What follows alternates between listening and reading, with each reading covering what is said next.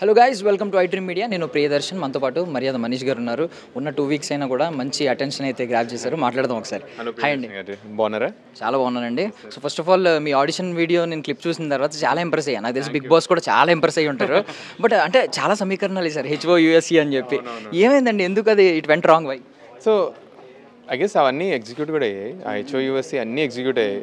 Firstly entertainment మీకు ఏం కనిపిస్తుందో నాకు తెలియదు, కానీ ఎవ్రీడే రోజు ఇంట్లో పాటలు అవుతుండే, నా నుంచి కామెడీ ఇవన్నీ అవుతుండే. ఏం బయటపడిందో తెలియదు. అంటే నా నుంచి మోస్ట్లీ డిబేట్సే ఎక్కువ ఉండే కాబట్టి డిబేట్స్ బయటపడి ఉంటాయి. బట్ ఇవన్నిటి కాకుండా ఐ గెస్ నేను కొంచెం 10th 11th డే ఇమోషనలీ లో అయ్యాను. Maybe that could be the biggest reason అని నేను అనుకున్నా. బట్ నేను ఇమీడియట్లీ బౌన్స్ బ్యాక్ అయిపోయాను అది.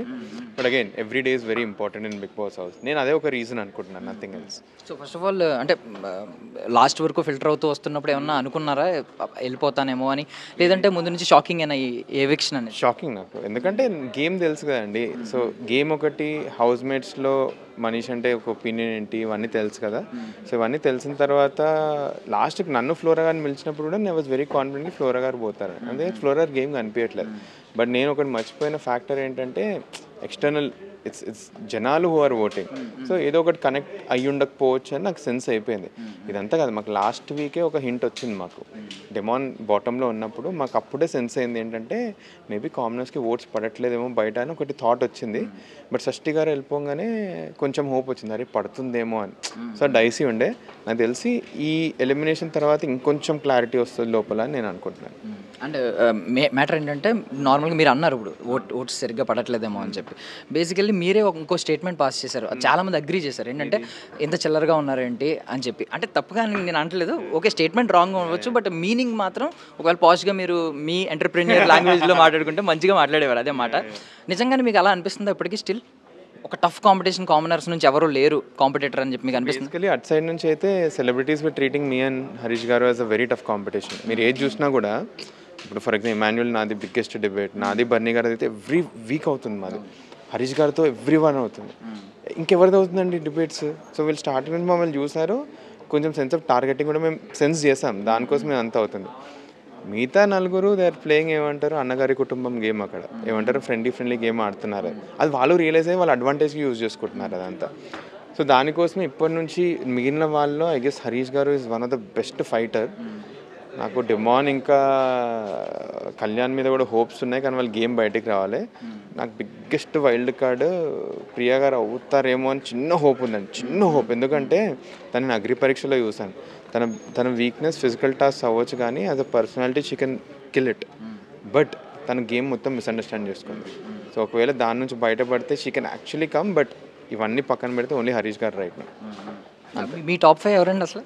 నా టాప్ 5 ఓకే, ర్యాండమ్ ఆర్డర్: బర్నీ గారు, ఇమాన్యుయల్ గారు, హరీష్ గారు, సంజన గారు. 5 ఇంకా ఓపెన్ అండి. 5 ఈజ్ వెరీ ఓపెన్, ఇంకెవరు ఓపెన్ చేయట్లేదు. ఇఫ్ నేనుంటే నేను పక్కనే పెట్టేస్తున్నాను, ఎందుకంటే బాగా ఫైట్ ఇస్తున్నాను, అందరికంటే ఎక్కువ ఫైట్ ఇస్తున్నాను అక్కడ. అది కనిపించిందో లేదో తెలియదు కానీ but these are the top 5 which I have. So ఎంటర్ప్రెన్యూర్గా మీరు క్లయింట్ ఫీడ్బ్యాక్ మీద డిపెండ్ అయి ఉంటారు నార్మల్గా. ఇక్కడ ఏంటంటే మీకు ఫీడ్బ్యాక్ రాదు. నార్మల్గా మీరు లోపల ఉంటారు, మొత్తం అంతా మీరే ఆలోచించుకుని అనలైజ్ చేసుకోవాలి. మీరు అనలైజ్ చేసుకున్నది ఏంటి అసలు? మాకు ఫీడ్బ్యాక్ వస్తుంది కదా. వస్తుందా? నాగార్జున గారి ఎపిసోడ్ మీరు వస్తే ఎపిసోడ్ ఎంటర్టైన్మెంట్ లెక్క చూస్తారు. ఎప్పుడైనా నాగార్జున ఎపిసోడ్లో ఏమైనా డిబేట్ చేశానా? నేను కామ్గా ఇంటూ కూర్చుంటాను. ఆయన ప్రతి ఒక్క వర్డ్ మాకు క్లూ లోపల. ఏ కంటెస్టెంట్ గురించి మాట్లాడారంటే ఆ కంటెస్టెంట్ బొమ్మ టీవీ మీద పడ్డట్టు, అది జనాలు రిసీవ్ చేసుకున్నట్టు. సో అది ఫోకస్ అందరం చేస్తాం, at least the smartest once do it అనమాట. సో అది క్లూజ్ మాకు. సో అవి ఇంటూ కూర్చుంటాను. సో దట్ వాజ్ అది బేస్ చేసుకొని నెక్స్ట్ వీక్కి ఎలా ఆడొచ్చు, ఎవరితోటి ఫోకస్ చేయవచ్చు అన్నది మైండ్లో పెట్టుకుంటాను. అంటే లో అయిన మూమెంట్ గురించి మాట్లాడారు, అది పక్కన పెడితే ఇంకేమన్నా నెగిటివిటీ మీకు వచ్చింది అని అనుకున్నారు ఏదైనా పర్టికులర్ ఎపిసోడ్, పర్టికులర్ సెగ్మెంట్లో? బయటకు వచ్చిందో తెలిసింది అంటే బర్నీ గారి ఎపిసోడ్ యాక్చువల్లీ నెగిటివ్ అయిందని. బట్ నాకు నో రిగ్రెట్స్ అండి ఆ ఎపిసోడ్లో, ఎందుకంటే ఉన్నది మాట్లాడాను అసలుకి. లైక్ అవన్నీ అయ్యాయి. నాకు ప్రియా ఇంకా శ్రీజ కంటే తనే ఎక్కువ ఉండే. నేను ప్రీవియస్ వీక్ నామినేషన్స్లో చెప్తాను, అరే నాకు ఇంకా మాట్లాడే ఛాన్స్ రావట్లేదు, బర్నీ గారిని నేను చాలా నోటీస్ చేస్తున్నాను, అందరికీ చెప్తాను. ఇది ఎంతవరకు బయటపడిందో తెలియదు నాకు. So that is why I felt కే బర్నీ గారి ఎపిసోడ్ ఒకటి నెగిటివ్ అయ్యి ఉండొచ్చు అని నేను అనుకుంటున్నాను. దాని మించి ఏం లేదు.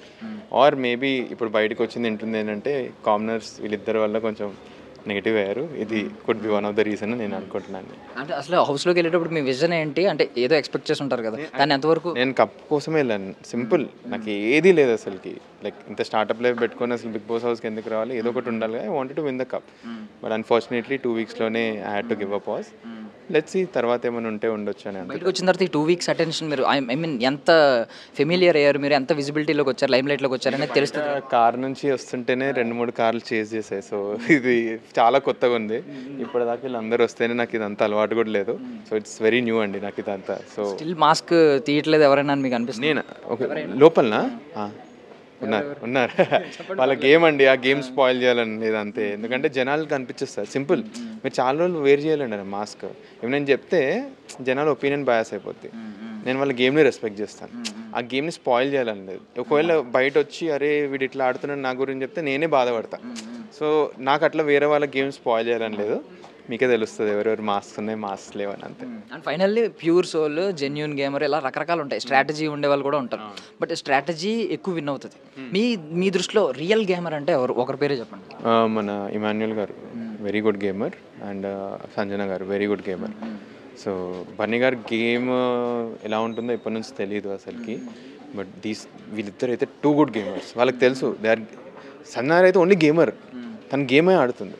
రాత్రి పర్సనాలిటీ బయటపడుతుంది తను. ఇప్పుడు కొంచెం ఎమోషనల్ కూడా ఓపెన్ అప్ అవుతున్నారు, but these are the people who are really good gamers. And finally wild కార్డ్లో ఎవరో ఒకరు వెళ్తారు అంటున్నారు. ఎవరు ఏమైనా అంచనా ఉందా మీకు మిగిలిన కంటెస్టెంట్స్? అసలు ఐడియా లేదు ఎవరెవరు వైల్డ్ కార్డ్ అని. హోప్ఫుల్లీ ఐ రియలీ హోప్ ఏమంటారు ఒకవేళ సెకండ్ ఆపర్చునిటీ ఇచ్చి పంపితే I'll be super happy. But again ఏమంటారు ఎవరు వస్తున్నారని అయితే నాకు జీరో ఐడియా అండి. మొన్నే వచ్చాను కదా, నేను యాక్చువల్లీ ఫ్యామిలీతో టైం స్పెండ్ చేస్తాను, ఏం చేయట్లేదు. ఈ రోజే బయటకు వచ్చాను. థ్యాంక్ యూ సో మచ్ అండి. I wish you all success. Thanks lot అండి. All the best to you also.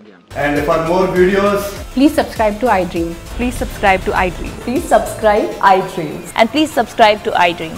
For more videos, subscribe to iDream. please like, share and subscribe to the channel.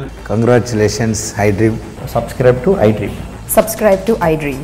So subscribe to iDream Media. iDream ki iDream team andarki huge congratulations. Please subscribe iDream Media. Please subscribe to iDream. Subscribe iDream. Please subscribe to iDream. iDream అంటే నా కళల ఛానల్ను subscribe చేసుకున్నారు, నోరు తిరుగుతలేదు. మీరైతే గంట గుర్తు కొట్టండి. For more such videos, please subscribe to iDream. Subscribe to iDream. Please subscribe to iDream. Please subscribe iDream Media. Please do subscribe to iDream. Please subscribe to iDream Media. For best entertainment and information, please subscribe iDream. And don't forget to subscribe to iDream.